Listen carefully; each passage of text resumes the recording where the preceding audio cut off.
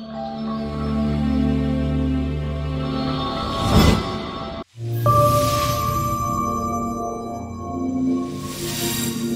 Assalamualaikum warahmatullahi wabarakatuh. Waalaikumsalam warahmatullahi wabarakatuh. Kita buka dengan bacaan Bismillah, Bismillahirrahmanirrahim, dan berdoa dalam hati mulai. Saya mau izin WA Kang Wijaya dulu, biar direkam.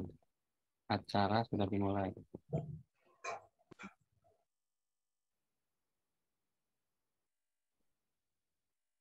Innal hamdalillah nahmadu wa nasta'inu wa nastaghfiruh wa na'udzu billahi min syururi anfusina wa min sayyiati a'malina may yahdihillahu fala mudhillalah wa may yudhlil fala hadiyalah. Alhamdulillah pada hari yang berbahagia ini bertepatan dengan bulan puasa, hari yang ke-16 yang semoga Allah berikan keberkahan buat kita semua. Dan teman-teman juga mengikuti kegiatan Ramadan berkreasi Ramadan Ngon Show Ertik Subang. Ertik Subang itu relawan TIK Kabupaten Subang. Ini adalah kegiatan rutin yang berkaitan dengan peningkatan literasi digital.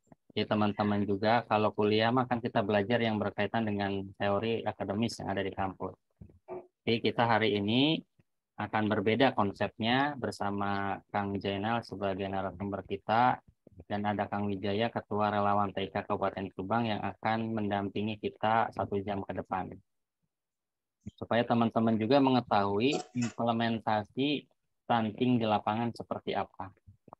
Karena nanti ada KKN, Kang. Teman-teman tuh akan mengikuti kuliah kerja nyata yang akan dilaksanakan bulan Agustus. Nah, nanti kita bisa bekerja sama juga dengan Dinas Keluarga Berencana. Ada di dinas yang paling panjang itu singkatannya Dinas DPP 2KB lah kurang lebih gitu ya, Kang. Ya, nanti akan Betul. panjang banget sampai saya lupa. Terus Kang, salam kenal juga, saya Kodar Udoyono, dosen Universitas Mandiri, temannya Kang Wijaya juga, saya gabung di Relawan TIK Kabupaten Subang sebagai Ketua Bidang Ertik Kabupaten Subang.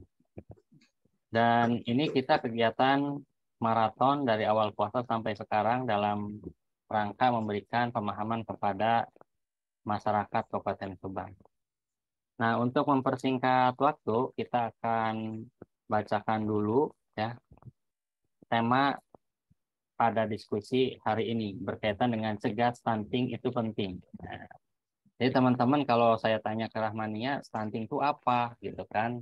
Jangan-jangan nggak ngerti apa ini singkatannya. Terus ke Diki dan seterusnya nanti akan dijelaskan oleh pembicara kita. Nah, beliau adalah Kang Jainal Arifin, Sarjana Administrasi Negara, Kang ya. Betul, Pak. Beliau dilahirkan di Subang 3 Agustus 1983. Beda 2 tahun, berarti lebih senior Kang Jainal. Saya kelahiran 85. Oh ya, siapa? Beliau adalah penyuluh keluarga berencana. Ada penyuluh haji, penyuluh pertanian, penyuluh apa itu Kang ya? Kalau Kang ini penyuluh KB keluarga berencana. Tapi teman-teman kalau kapan-kapan Pak, saya pengen kunjungan ke Dinas KB, ayo silahkan. Sambil kita mengetahui jenis-jenis KB yang ada di Indonesia. Gitu. Siap, Pak, siap. Berikutnya, petunjuk Pak. Berikutnya adalah beliau sebagai Ketua DPC IPKB. Nah, IPKB nanti tolong dijelaskan itu apa, Kang ya, Kabupaten Subang. Terus pendidikan Sarjana Administrasi Negara, Subang apa di Bandung, Kang ini, Kang? Kalau yang S1 kedua ini saya di Subang, Pak. Oh ya, siap, alhamdulillah. Ya, Terus yang sudah di Subang. Ya, alhamdulillah. Sudah beristri dengan anak 2, alhamdulillah. Terus beliau alamatnya di Perumahan Sembung, Desa Gunung Sembung, Kecamatan Pagaden. Nah, berarti dekatnya teman-teman yang di Pagaden ya. Itu di Perumahan Sembung, Desa Sembung, Kecamatan Pagaden. Terus beliau kerja di Dinas DPKB DP2KB P3A. Waduh, panjang ya.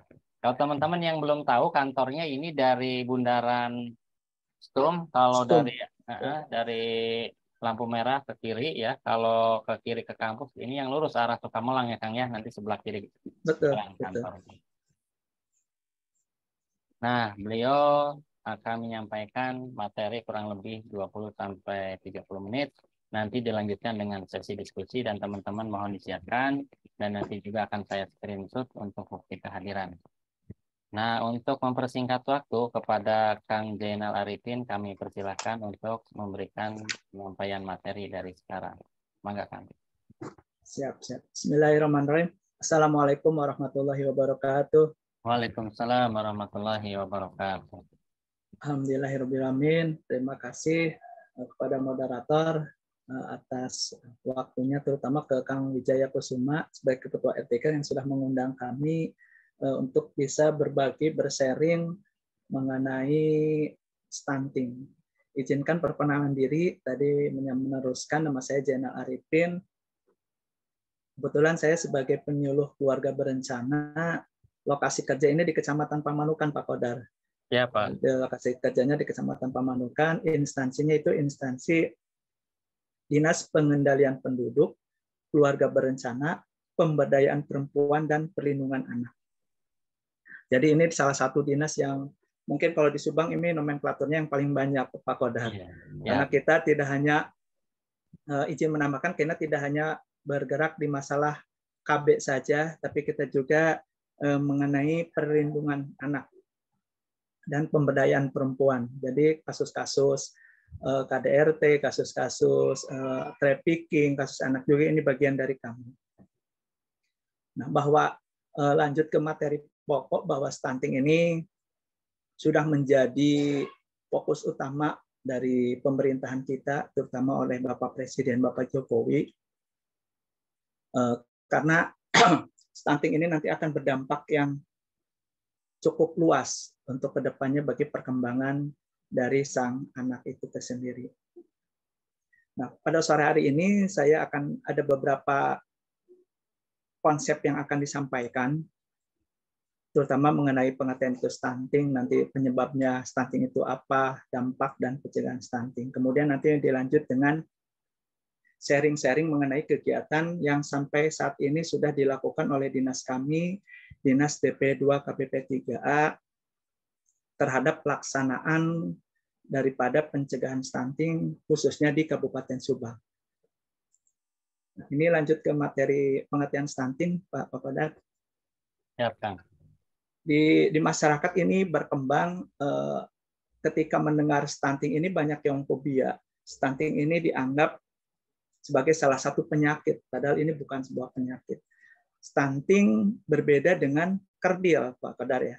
Ada yang beranggapan ketika kami penyuluh KB menyampaikan di lapangan, ketika kita sosialisasi, masyarakat banyak bertanya-tanya apakah stunting itu sama dengan kerdil.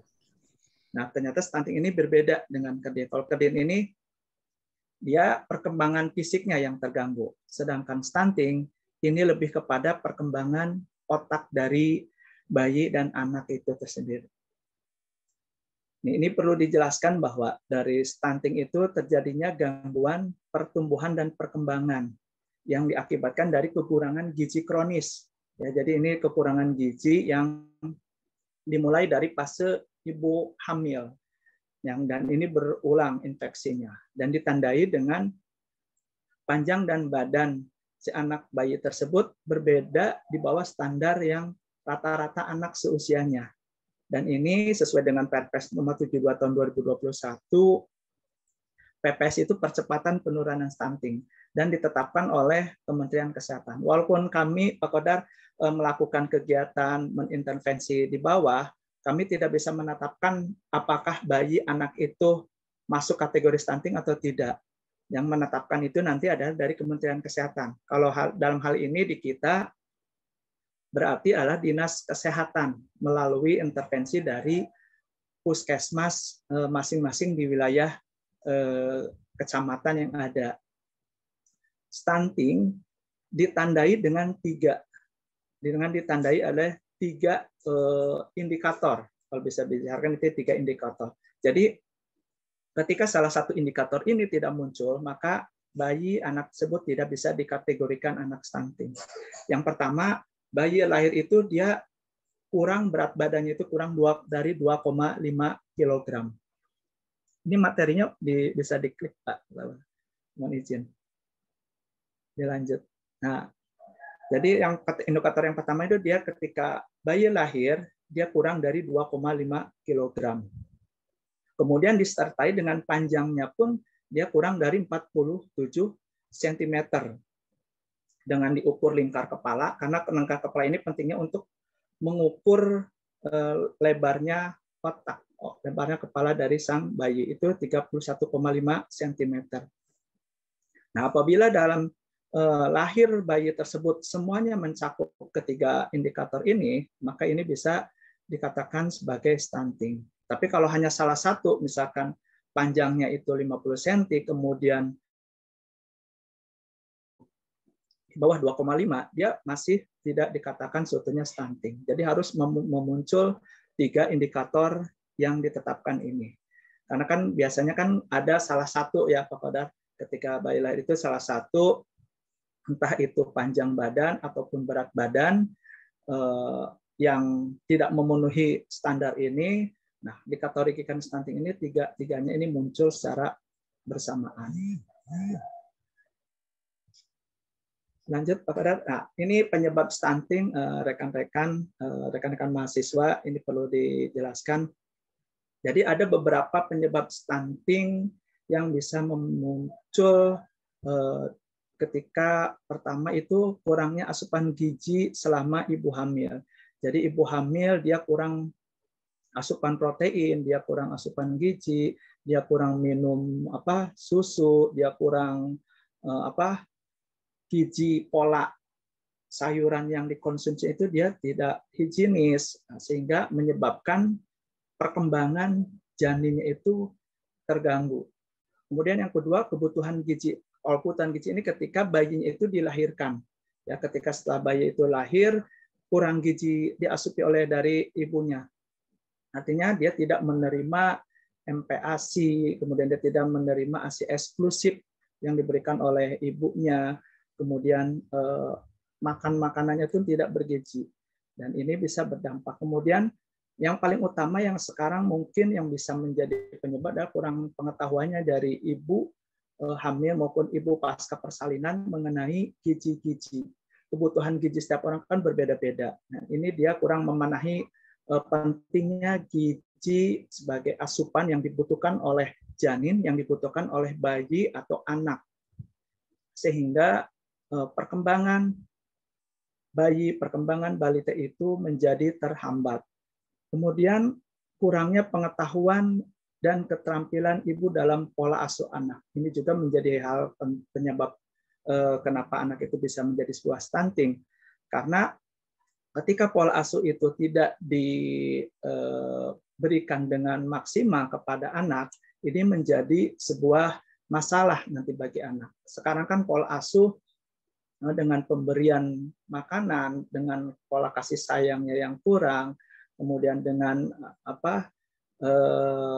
ketika ada masalah kemudian berembet kepada pengasuhan anaknya yang negatif, ini berdampak juga pada perkembangan otak dari anak tersebut.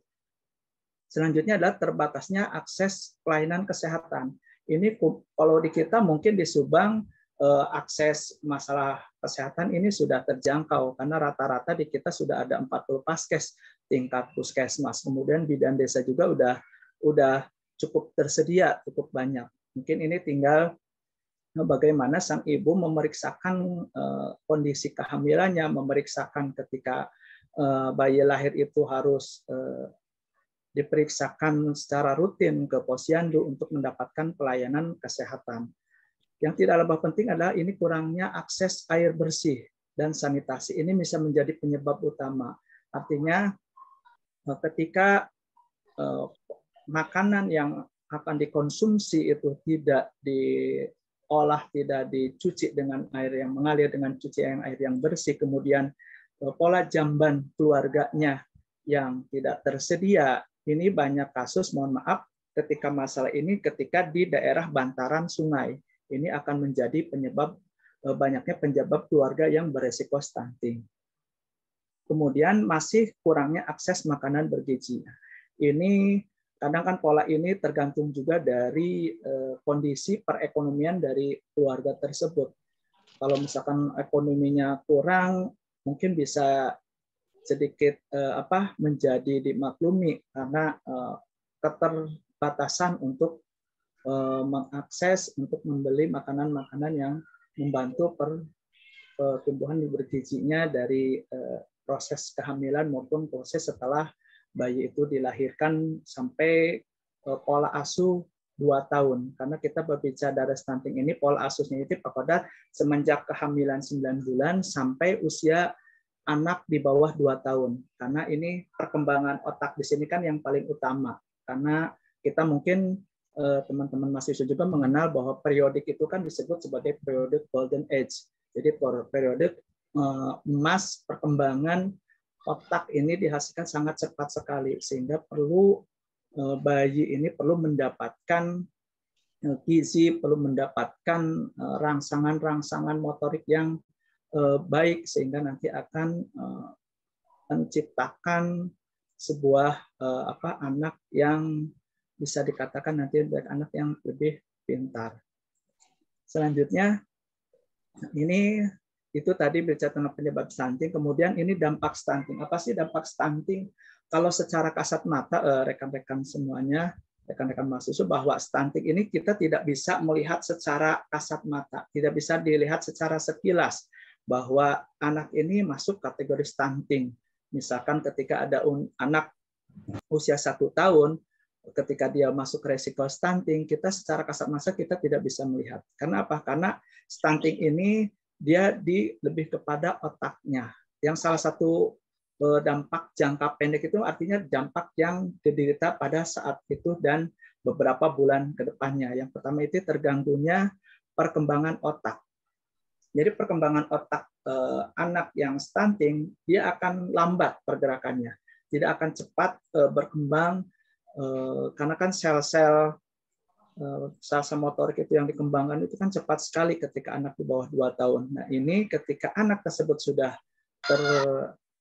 terkonversi dengan stunting, dia akan otaknya itu akan melambat. Kemudian yang kedua adalah kecerdasannya berkurang. Akan kurang menerima respon dari orang tuanya, kemudian akan menerima kurang respon dari lingkungannya, sehingga kalau maaf anak stunting ini dia lambat memberikan jawaban, istilahnya lambat, lemot, kemudian karena otak yang tadi disampaikan itu ada dia berkurang. Kemudian terjadinya gangguan pertumbuhan fisik. Jadi pertumbuhan fisiknya itu karena dia akan lambat tingginya, dia berkembang itu akan lambat. Jadi anak stunting dia tinggi badannya itu akan berbeda dengan anak yang standar seusianya. Ketika diukur tinggi badannya, dia akan berbeda dengan anak yang normal. Kemudian 4, gangguan metabolisme dalam tubuh. Artinya ketika anak yang stunting ini dia akan berdampak cepat mudah sakit. Karena daya tahan tubuh metabolisme itu dia melemah. Jadi ketika ada virus, ada bakteri yang datang menyerang dia, dia akan mudah terganggu, dia akan mudah menjadi sakit karena metabolisme tersebut terganggu. Nah, apa sih yang untuk jangka panjangnya?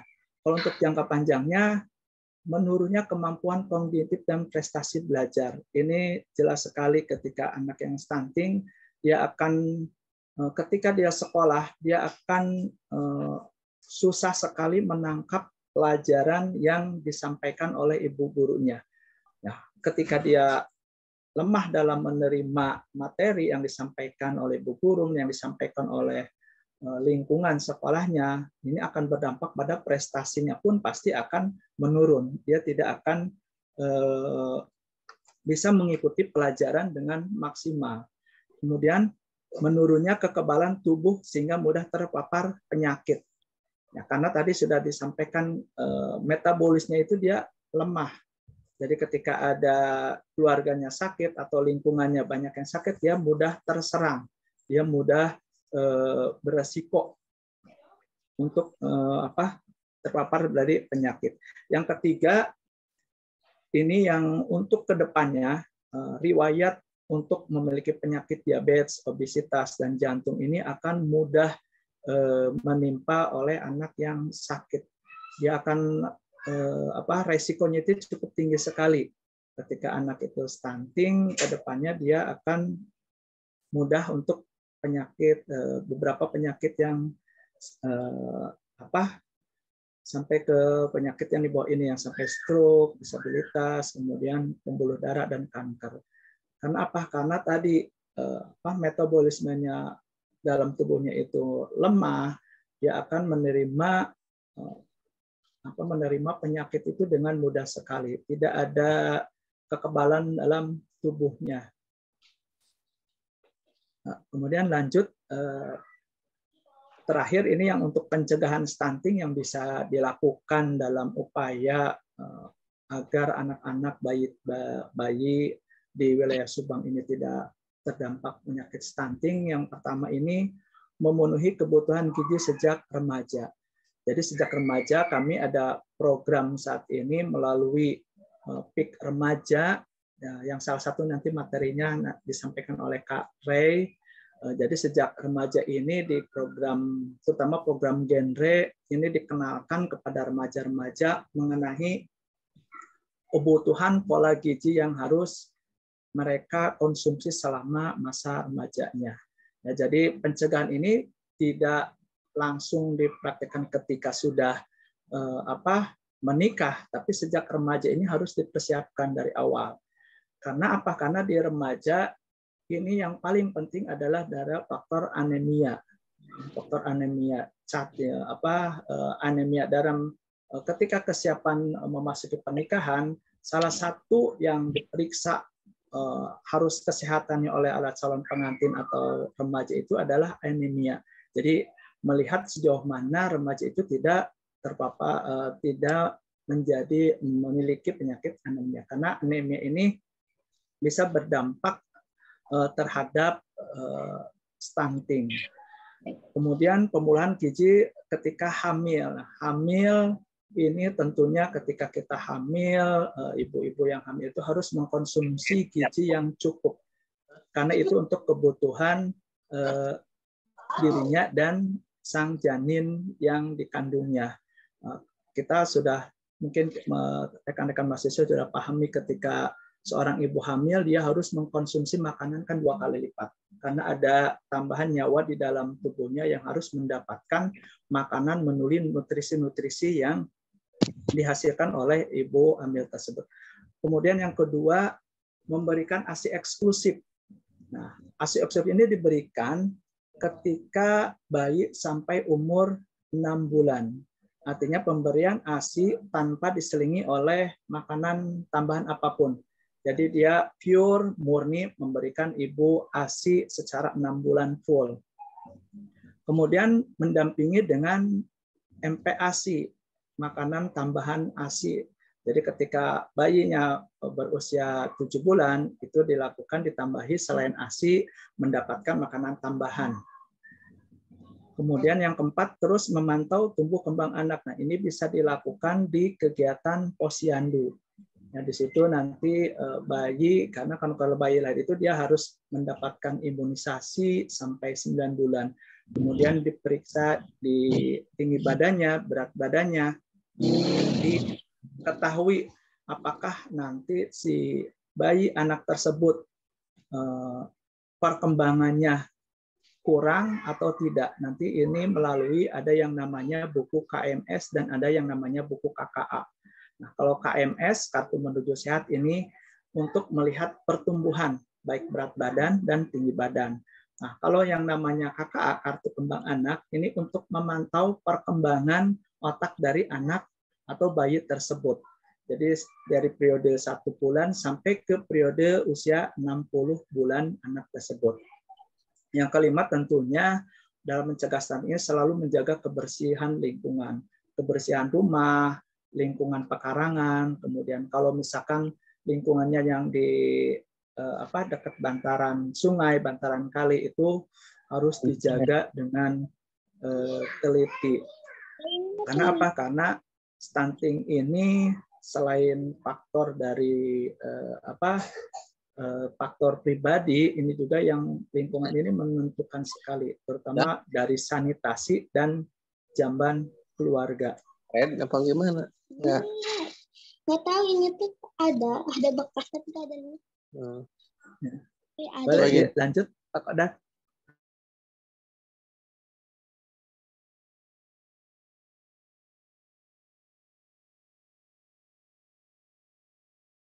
Kang Jana, suaranya Kang, bentar.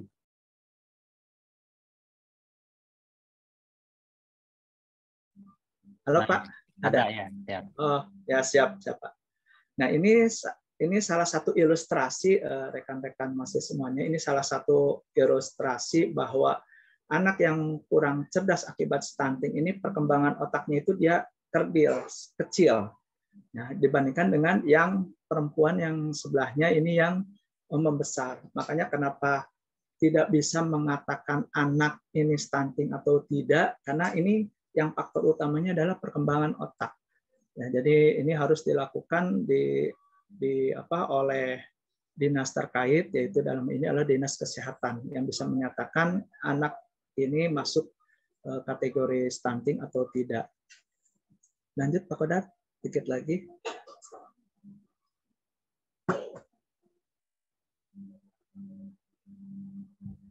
Nah, salah satu upaya kami sebagai penyuluh KB dan tenaga kesehatan di lapangan, terutama oleh Bu Bidan, ini selalu mengedukasi kepada masyarakat, terutama sasaran kami dalam hal ini adalah ibu hamil dan pasca persalinan, ini selalu menggerakkan program 1000 HPK, 1000 hari pertama kehidupan. Dalam 1000 periode hari pertama kehidupan ini yang penting sekali, karena di periode inilah anak-anak kita perkembangan otaknya ini sangat meningkat sekali. Maka dibutuhkan sebuah rangsangan, sebuah asupan gizi yang baik, sebuah pola asuh yang baik, kemudian pembelajaran yang baik, sehingga nanti menghasilkan anak-anak yang sehat dan tentunya yang memiliki progres perkembangan yang cukup maksimal. Nah, periode ini yang pertama adalah masa kehamilan. Kehamilan itu kan bisa dihitungkan 9 bulan ya. 9 bulan dan per bulannya itu kan 30 hari, maka disebut 270 hari pada masa ini. Ibu hamil ketika masa 1000 HPK dia minimal harus 6 kali selama kehamilan itu diperiksa melalui program ANC. Kemudian harus mendapatkan zat FE, kemudian imunisasi dan lainnya. Kemudian anak setelah dilahirkan sampai usia 2 tahun ini kalau dihitung itu sebanyak 730 hari. Nah, di sini anak selain mendapatkan asupan gizi dari orang tuanya, kemudian mendapatkan imunisasi komplit 6 bulan, kemudian dilanjut pada usia 9 bulan itu ada imunisasi campak, kemudian dilanjutkan lagi imunisasi campak ketika dia usia 18 bulan, selain pemberian ASI eksklusif, kemudian rangsangan-rangsangan pola asuh yang baik, itu nanti akan menghasilkan anak yang pintar, dan tentunya yang kita harapkan adalah yang sehat. Nah, pentingnya 1000 HPK ini perlu penambahan juga bahwa pematangan sistem pencernaan dan perkembangan kognitifnya ini cepat sekali di sini. Sehingga anak kan bisa dikatakan dia kan adaptif ya. Dia adaptif, kemudian dia meniru rangsangan-rangsangan yang diberikan oleh lingkungan sekitarnya, terutama rangsangan yang paling ngena sekali kan keluarga. Itu baik ayahnya, ibunya. Kalau di situ keluarga besar berarti ada faktor kakaknya misalkan atau neneknya. Nah, disitulah dibutuhkan pola asuh yang baik sehingga anak tidak akan terpapar yang namanya adalah stunting. Mungkin itu materi singkatnya Pak Kodar yang bisa saya sampaikan.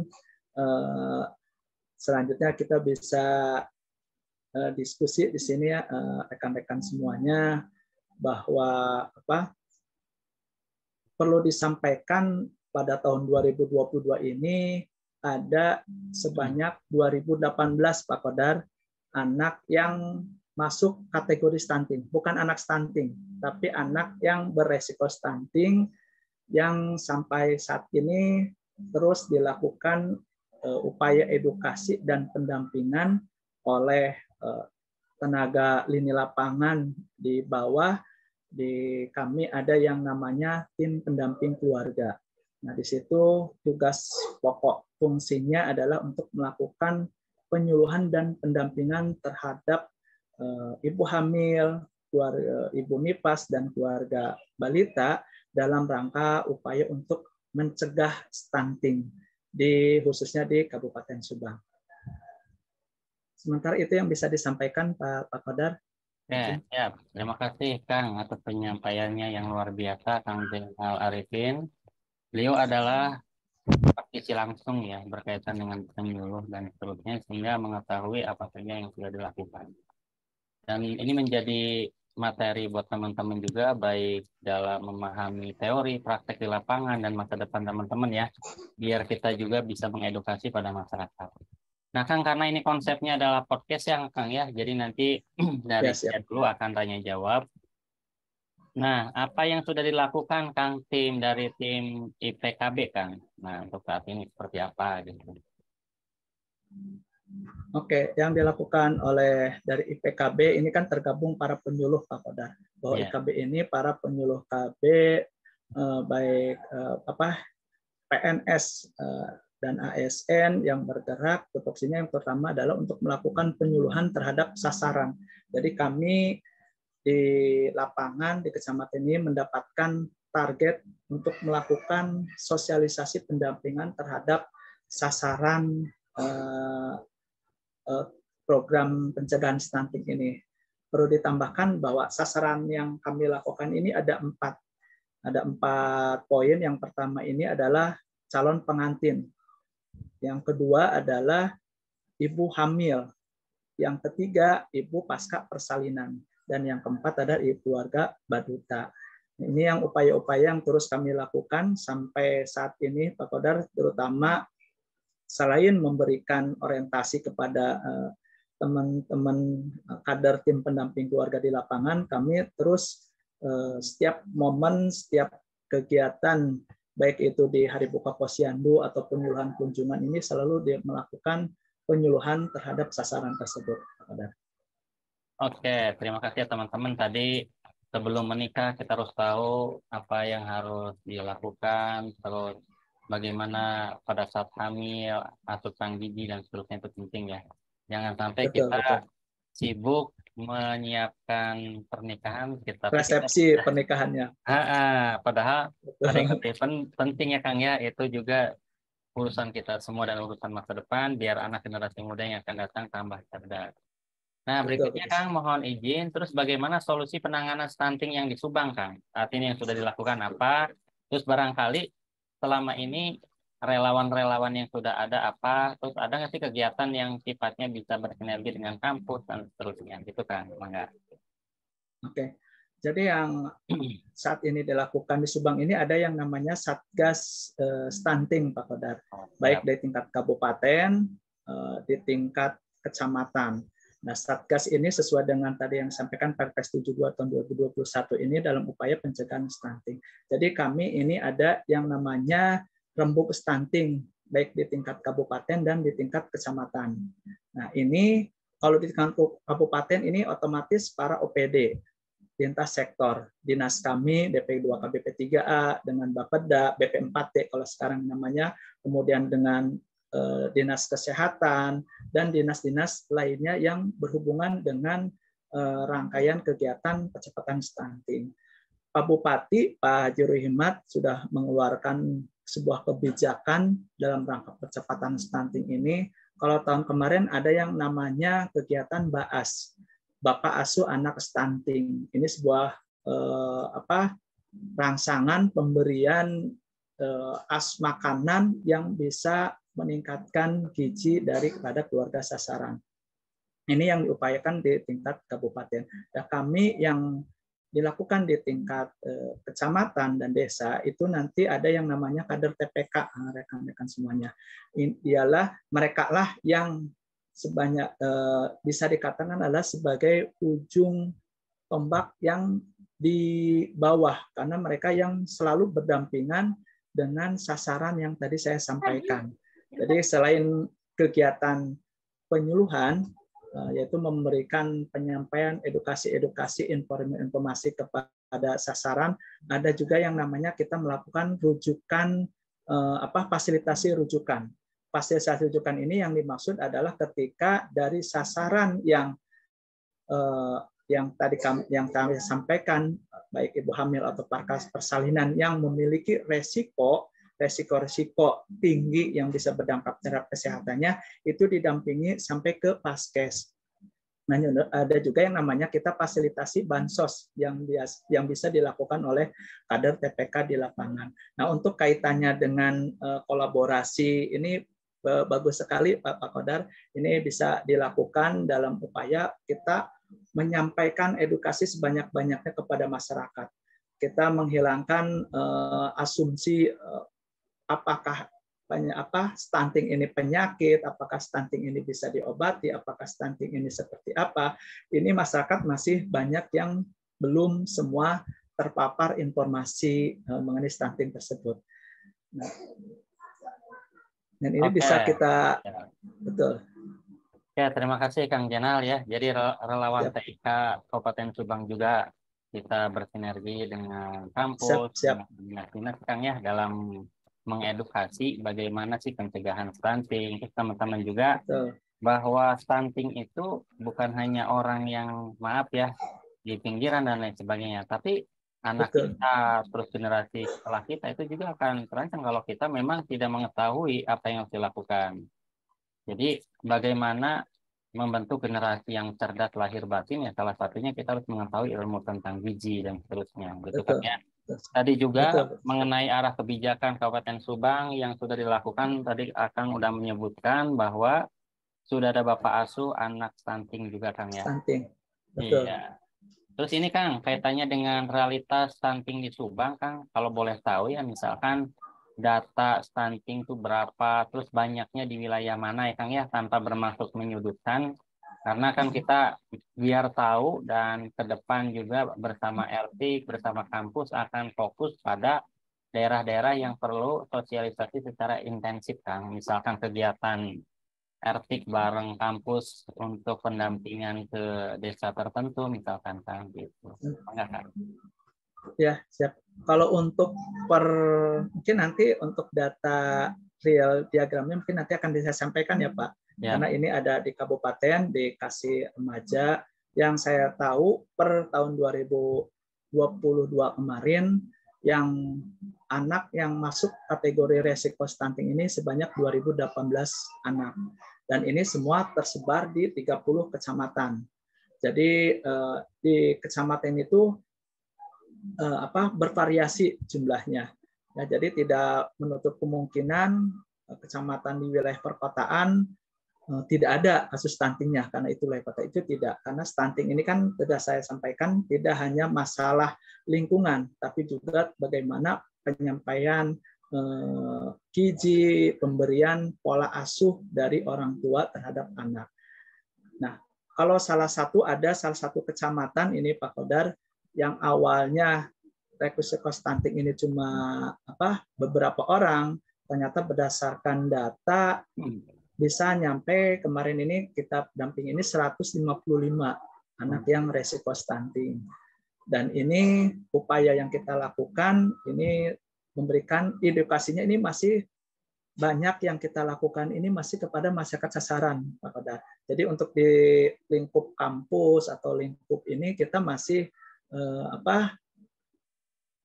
kegiatan sosialis ini masih belum banyak, Pak Kodar. Kita masih terbatas akses untuk dengan bersama-sama dengan dari pendidikan untuk menyampaikan pembelajaran edukasi terhadap masyarakat.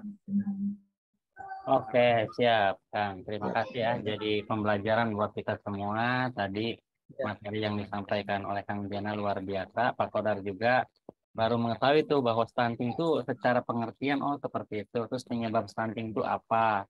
Terus bagaimana pencegahan dan seterusnya, ya Kang ya, itu penting. Ya. Dan teman-teman juga ya, jangan sampai nanti mengetahui stunting dan seterusnya itu ketika maaf ya, ketika hamil, terus oh ternyata harus periksa ke bidan baru menjelaskan. Nah, dari sekarang kita pahami karena ilmu itu buat masa depan.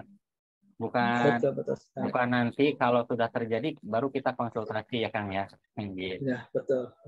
Ya Bang, izin kita diskusi lagi ya. Terus sih, apa yang Ya. akan dilakukan ke depannya oleh IPKB secara organisasi Kang? Nah, jadi tadi kan dukungan dari pemerintah sudah, terus RTIK juga kita dengan podcast seperti ini kita bisa bersama-sama mengedukasi literasi digital. Nah, Kang, nah ke depan apa nih yang dilakukan untuk mengurangi gitu ya oleh organisasi IPKB ini secara organisasi itu kan, Bangga.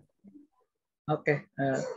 Kalau secara organisasi, kami di lingkup organisasi ini selalu memberikan motivasi kepada rekan-rekan kami, terutama para penyuluh KB, untuk terus meningkatkan kegiatan sosialisasi dan edukasinya kepada masyarakat.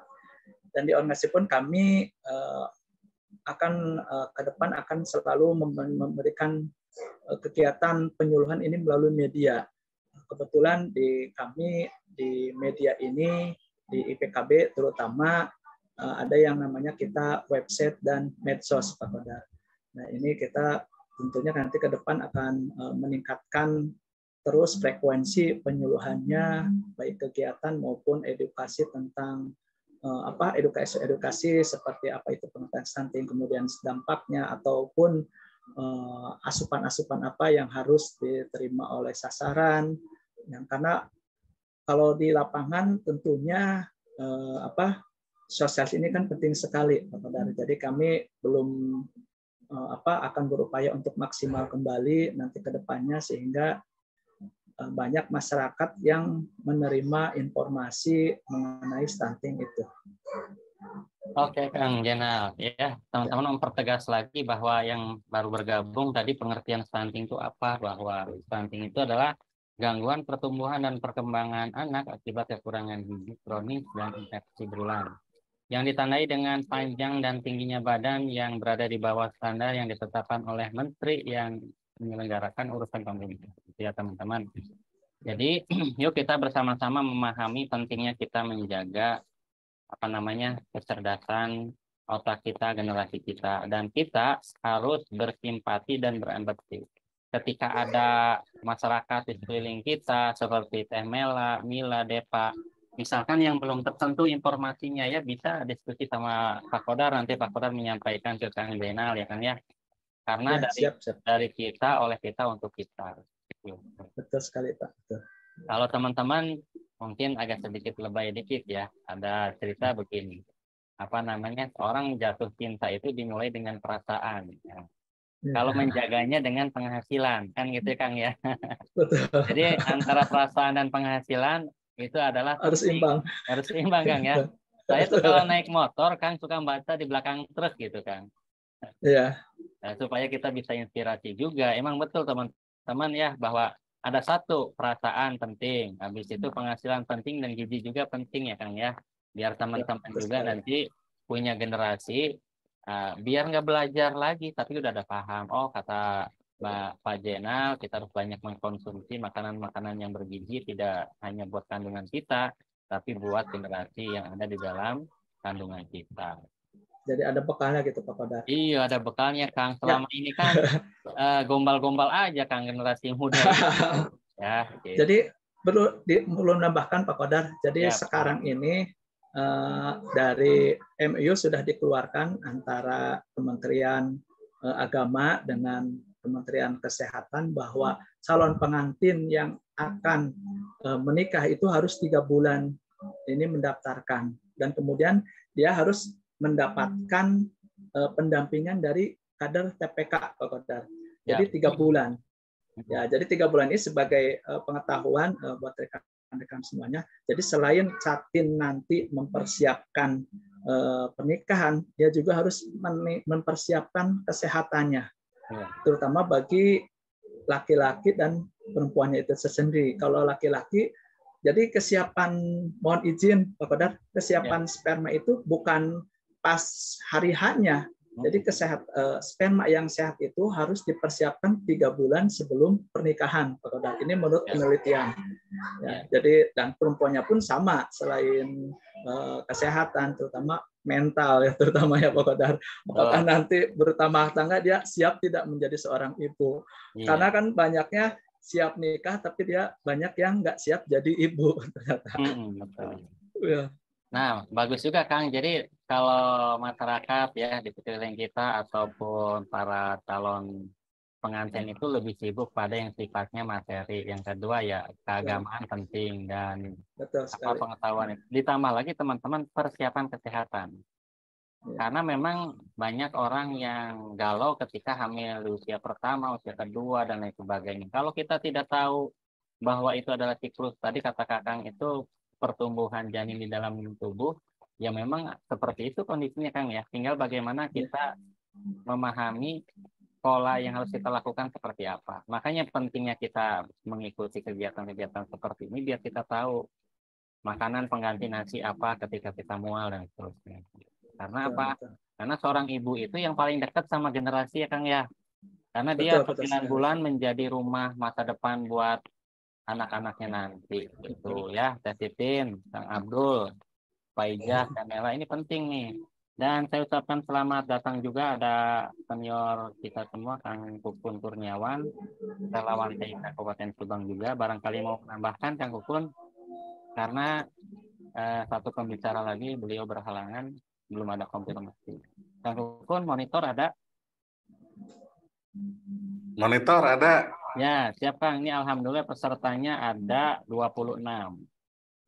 Ya, kebetulan kalau secara kedewasaan ini rata-rata semester 2 dan semester 6. Ada yang mau nikah tahun ini juga Kang, mohon doanya biar amin. Ini kata teman-teman sangat bermanfaat Kang. Terima kasih Kang Zainal. Itu materinya boleh di-share nggak katanya Kang?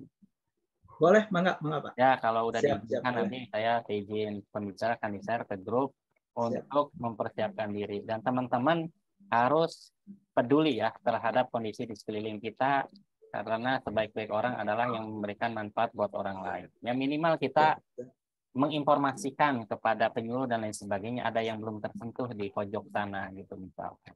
Mangga Kang Kukun untuk menambahkan ataupun bercerita pengalaman Kang Kukun juga adalah dulu pernah kalau di KPAD Kang ya, Komisi Perlindungan Anak dan seterusnya. Mangga Kang. Baik, terima kasih moderator Kang Kodar dan juga narasumber Kang Zainal. Salam sehat, salam Ramadan. Semoga kita semua diberkahi di bulan yang penuh ampunan ini. Amin. Ya, terkait dengan stunting, tentunya ini menjadi tugas kita semua, bahwasanya tidak hanya teman-teman di PKB, ataupun juga teman-teman yang concern di bidang stunting. Tetapi stunting ini masuk ke dalam, kalau dulu ya, kalau waktu saya di KPAI, masuk dalam ranah kita juga, bagaimana metodologi dalam sosialisasi penyuluhan kepada masyarakat itu sangat beragam. Yang kita yang dapat dipermudah, dapat dicerna oleh masyarakat tentang pentingnya stunting. Nah, makanya itu juga teman-teman di PKB mungkin sedang membuat metode seperti apa yang berhubungan dengan kontenisasi ataupun juga digitalisasi ya, dengan membuat konten-konten ini lebih baik dan lebih bagusnya agar mudah dicerna oleh ibu-ibu ataupun juga keluarga baru. Karena kan salah satu bentuk tidak berkembangnya otak itu selain dari gizi mungkin ada dari eksternal yang lainnya. Begitu. Contoh hal ketika memang pertumbuhan anak ini, tumbuh kembang anak ini menjadi hak prerogatif anak yang diatur dalam regulasi Undang-Undang Perlindungan Anak Nomor 35 ya. Bahwasanya tumbuh kembang anak ini sangat penting Karena ini tumbuh kembang anak ini menjadi prioritas nomor satu. Jadi hak anak itu menjadi nomor satu, hak tumbuh kembang, hak hidup, Oke. hak hidup. Ya, baru kesananya ada hak pendidikan dan yang lainnya. Nah, karena ini penting bagi ibu-ibu muda ataupun juga para jomblois yang mau menikah atau persiapan menikah, penting akan kesadaran dan kesehatan reproduksi gitu. Jadi sangat menarik materi yang disampaikan oleh Kang Zainal, dan mudah-mudahan ini bisa dijadikan konten, baik itu sosialisasi, konten sosialisasi ataupun penyuluhan kepada kebanyakan, karena kan kita ini kan dalam dunia digital ini kita ada 3 generasi. Ada generasi X, Z, dan Y, gitu kan. Nah, ibu-ibu muda yang sekarang ini yang kebanyakan lahir di usia di rentang tahun 80-an dan 90-an. Nah, ini menjadi generasi Y dan generasi Z. Nah, mereka yang terlahir dengan teknologi yang sudah ada, kan seperti itu. Jadi mereka juga banyak belajar melalui internet, melalui teknologi. Nah, maka akan lebih tepat ketika IPKB membuat sebuah penyuluhan dengan berbasiskan teknologi. Gitu. Yang pertama akan menghemat tenaga, dan yang kedua itu akan tersebar lebih masif. Kan seperti itu.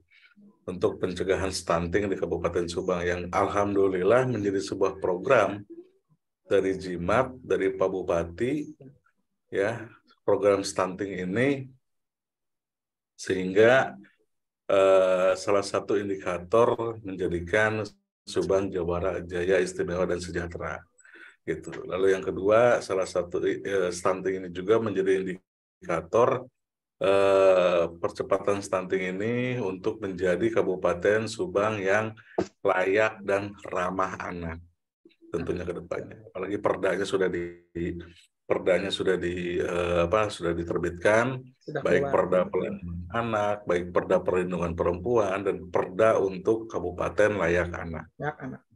Nah, tentunya ini harus disikapi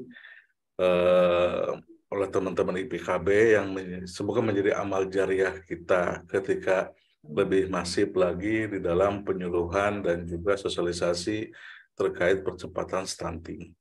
Dan saya percaya teman-teman IPKB di bawah leading sektornya DP2KB, DP2 P3 yang ada di kabupaten, ya, masuknya di Kabid Ketahanan Keluarga ya, Kang Jenal ya. Betul, betul. Sekarang Bu Haji Upit. Ya, di Kabid Ketahanan Keluarga. Apalagi di sana juga ada teman-teman Motekar ya. Ya, ada teman-teman Motekar yang bisa membantu untuk mensosialisasikan itu. Salam hangat untuk teman-teman yang ada di DP3 PKB ya. Saya lupa lagi, terlalu panjang.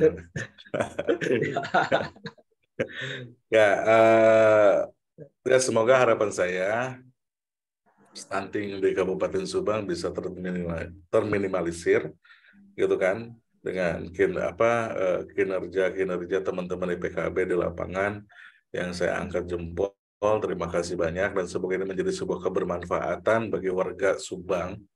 Tentunya ketika melek bagaimana pentingnya kesehatan reproduksi agar tidak terjadi stunting kepada anak-anak kita. Mungkin itu saja, Kang Kodar, komentar dari saya, dan semoga kegiatan ini mendapat berkah ya di bulannya Ramadan, bulan yang penuh ampunannya. Terima kasih. Assalamualaikum warahmatullahi wabarakatuh. Alhamdulillah ini Kang Rai juga udah gabung ya. Kang Rai, halo. Halo Kang Rai. Ya, terima kasih Kang Pupun yang telah menambahkan berkaitan dengan realita yang ada di Kabupaten Subang. Bahwa tadi disebutkan juga oleh Kang Jenal dukungan Pemda Kabupaten Subang sudah ada ya, berupa Bapak Asuh anak stunting. Nah, masing-masing dinas juga itu dulu saya juga pernah Kang ada satu dinas punya satu desa binaan, apa disebutnya itu ya, desa apa sih namanya. Dan itu penting juga buat kepedulian kita kepada mereka. Kang Ray, dan ini ada Kang Ray ya, kasih kesempatan sebentar untuk menyampaikan berkaitan dengan kondisi saat ini. Ya, selamat bergabung Kang. Kang Ray ini sebagai Ketua Forum Genre Kabupaten Subang, Kang ya. Ya, kita sambut dulu teman-teman, dan ini mumpung ada pembicara-pembicara yang luar biasa, kita akan dengarkan masukan ataupun sharing dari Kang Muhammad Raifullah sebagai Ketua Forum Genre, dan bisa diceritakan forum tersebut sudah melakukan apa saja di Kabupaten Subang dan apa yang bisa kita kolaborasikan Kang dengan RT, dengan saya di kampus beserta mahasiswa gitu. Mangga Kang. Kang mohon izin Kang, itunya suaranya belum muncul. Oh, baik. Aduh, punten. Bismillahirrahmanirrahim. Terima kasih Kang atas kesempatannya. Bismillahirrahmanirrahim. Assalamualaikum warahmatullahi wabarakatuh. Waalaikumsalam. Waalaikumsalam warahmatullahi wabarakatuh. Iya, mohon izin Kang, baru gabung soalnya tadi kebetulan ada kesalahan teknis juga, berkali-kali masuk cuman batal. Terkait dengan yang Akang bilang, bahwasanya Forum Genre Kabupaten Subang terkait dengan stunting ini, kami masih mengadopsi terkait kegiatan-kegiatan yang ada di BKKBN Jawa Barat, yaitu yang saat ini dilaksanakan, yaitu Genre Goes to School. Jadi ada GGS. Dari pengurus Forum Genre Kabupaten Subang, itu dari perwakilannya, ada 3 orang perwakilan untuk ikut di dalam pelatihan workshop, yaitu workshop tentang peduli stunting. Jadi workshop tersebut itu nantinya para perwakilan kami di Forum Genre Kabupaten Subang itu men-share kembali apa yang telah diajarkan kepada teman-teman yang khususnya sekarang itu sedang fokusnya kita ke remaja-remaja, yaitu di sekolah-sekolah.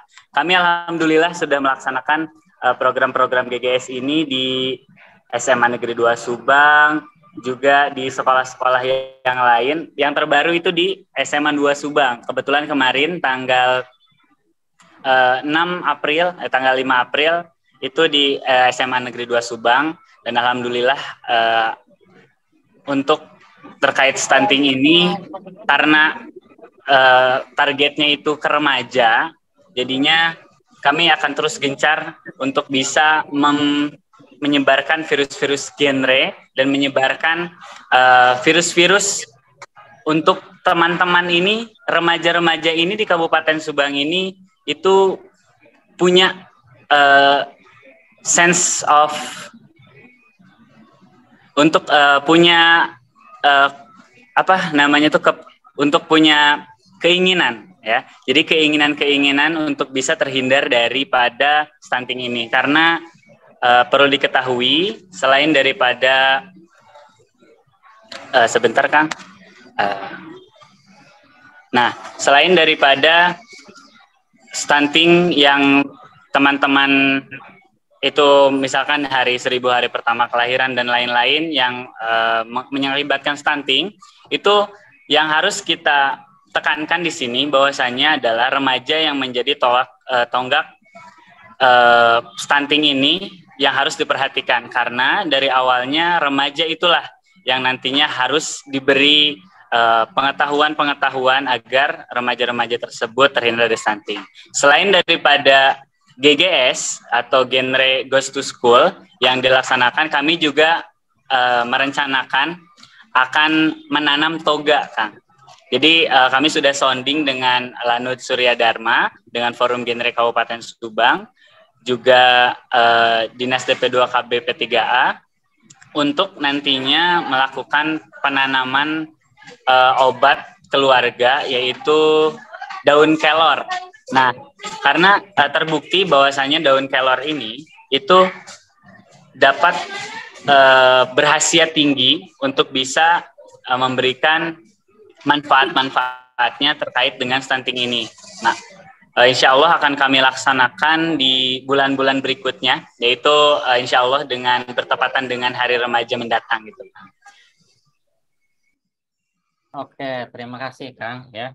Nah, nanti tadi sudah disampaikan beberapa program GGS ya, genre Goes to School, nanti ada genre Goes to Campus Kang. Karena yang hadir di sini mahasiswa Universitas Mandiri, kolaborasi dengan RTIK ya, nanti dengan Dinas KB juga ada Kang Jenal. Mohon izin Kang ya, karena waktu juga kita udah 1 jam yang lalu, Kang juga tadi udah menambahkan, terima kasih.